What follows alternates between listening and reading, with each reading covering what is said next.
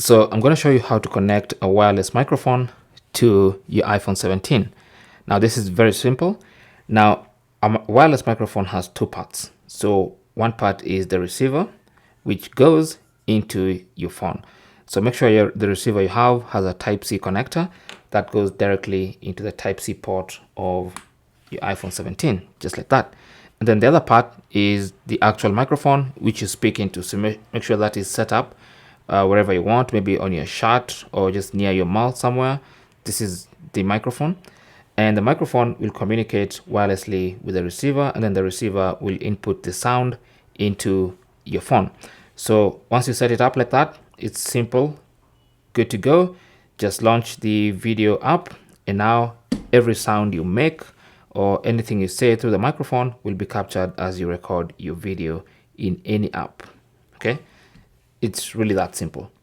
Thanks for watching and good luck.